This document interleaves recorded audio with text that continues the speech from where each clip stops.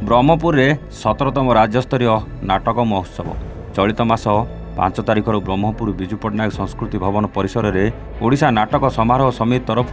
17तम राज्यस्तरीय नाटक महोत्सव अनुष्ठित होता नहीं सोमवार एक सांबादिक सम्मेलन में ओडिशा नाटक समारोह सभापति अनिल कुमार पात्र सूचना देते।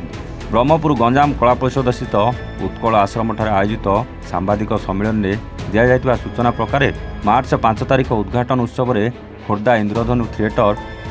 संस्थार नाटक कुलबधू द्वितीय दिवस में संबलपुर स्वर नाट्य संस्था तरफ नाटक कारुबाकी तृतीय दिवस में राउरकेला स्वस्तिक झंकार तरफ नाटक विश्वासर आत्मलिपि चतुर्थ दिवस में पारादीपी क्यानमास तरफ नाटक मिथ्यावादी जिंदाबाद पंचम दिवस में भुवनेश्वर विद्या कनक सृजना अनुष्ठान तरफ नाटक मागुणीर शगड़ एवं महोत्सवर शेष नाटक भाव बालेश्वर स्रष्टा नाट्य संस्था तरफ नाटक परिचय मंचस्थ हो। प्रतिदिन नाटक पूर्वर लोककला लोकनृत्य सांस्कृतिक कार्यक्रम सभा और संवर्धित अनुष्ठित हो एवं नाटक शेष में प्रत्येक रात्र नाटक पर दर्शकों नाटक संबंधी प्रश्नोत्तर कार्यक्रम अनुष्ठित हो। ओडिशा नाटक समारोह समिति द्वारा आयोजित यह नाटक महोत्सव को ब्रह्मपुर कलाकार एकता मंच सहयोग करथुवा नहीं सांबादिक सम्मेलन में सूचना दी जाए।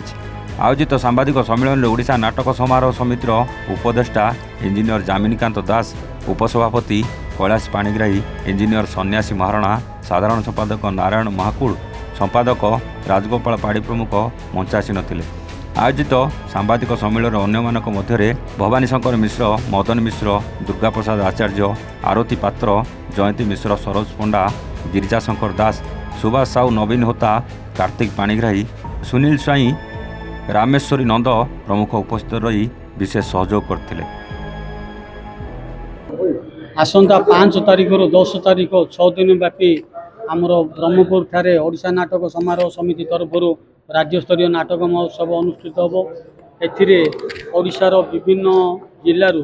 6 गोटी भल नाटक परिवेषण करिया पई अनुमति सेमाने देइछथि। खोर्धा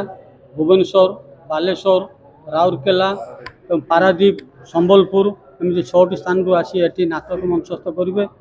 एवं सबू कलाकार उत्साहित करने आपण मानकर सहयोग निहाती आवश्यक। ता सहित आम अनुष्ठान स्वर्गत 4 जन नाट्य व्यक्तित्व सम्मान 4टी सम्मानित एवं प्रतिवर्ष से नाम 4 गोटी कला व्यक्तित्व व्यक्ति को सम्मानित कर स्थिर होइछि एवं सेमाने जो नाटक दल मैंने आसबे बाहर से रहा खाइबा एवं मंच दायित्व से गुड़ाक सब आम नहीं आम से गुड़ाक को दौचु करने खाइबापी से व्यवस्था आम करूँ एवं आगामी दिन में केमिति आहुरी अधिक नाटक हो पार सरकार तरफ किसी साहाय्य केमिति आम पाइबू सरकार केमिति किसी साहाय्य करेंगे से आशा उद्देश्य रखी आम नाटक महोत्सव कर चलु। गंजामरू जगन्नाथ साहू रिपोर्ट A1 ओडिशा।